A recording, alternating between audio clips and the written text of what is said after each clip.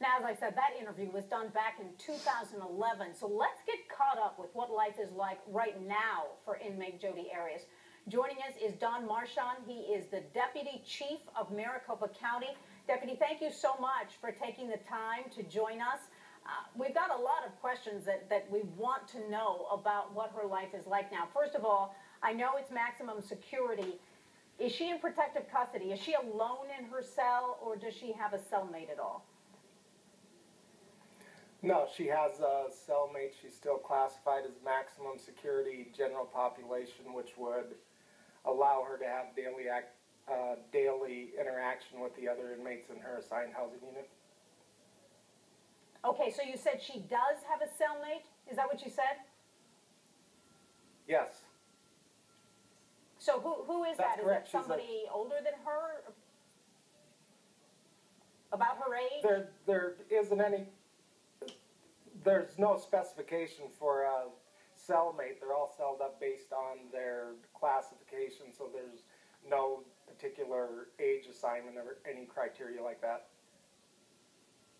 What's the cell like? Is it bunk beds? Is there a toilet in it? Is there any television in there?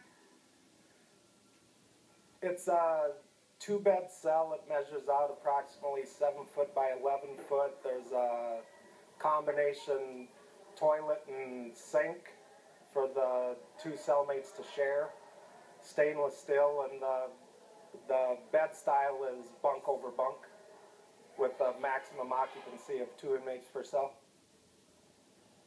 What about television, newspaper, radio, keeping internet even, keeping tabs on what's going on out there? What does she have access to? They're able to order a local newspaper if they're willing to purchase it. They've got restricted television access, that there's pre-selected channels that have been determined by Sheriff Arpaio that they've got access to 16 hours a day while they're on day room access outside of their cell. You know, your jail and your sheriff has gotten a lot of really acclaim by many in this country for the innovative things that are doing. We want to show everybody something that is a little shocking. You don't see it every day, but it comes out of your jail. It has to do with Jodi Arias. She actually won a singing contest in Thanksgiving of 2011. Let's listen to this from the jail. Long lay the world in sin and error pining, till he appeared and the soul felt its worth. A thrill of hope, the weary world rejoices, for yonder breaks a new and glorious morn. Fall on your knees. That's actually December of 2010. You know, Sheriff, it's amazing. She's in tune the entire way, and she won this contest. Just tell us a little bit. Do you do this every year, and why does the sheriff do something like this?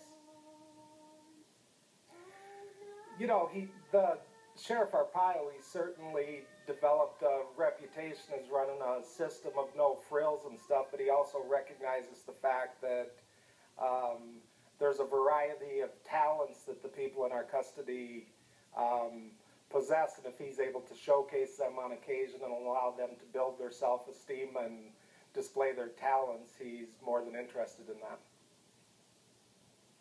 It's not something that he does on an annual basis.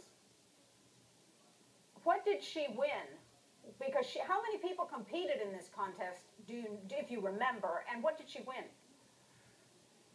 I believe this particular contest, there was a total of 50 participants, male and female, and typically for contests of this nature, they'll either be given a credit to our jail system canteen or be allowed to order a fast food item of their choice for a short period of time.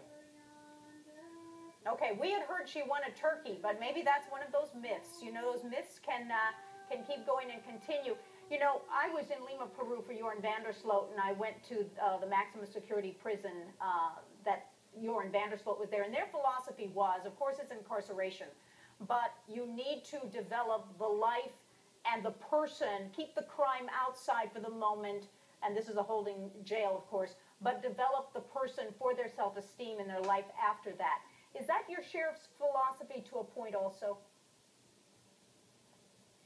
Certainly, there's a multitude of programs that he's initiated for the inmates to voluntarily participate in, and I know in Mrs. Arias' case, she has taken advantage of some of those programs. In the 4 years that she's been with us, she's earned her GED, and on her own, through self-learning, has learned Spanish and sign language and things of that nature. All right. We thank you so much for joining us, because you have let us know a little bit about your jail, her life, and really the philosophy of the jail. Thank you so much. Joining us from the Maricopa County Sheriff's Department is Don Marchand. All right, big day here in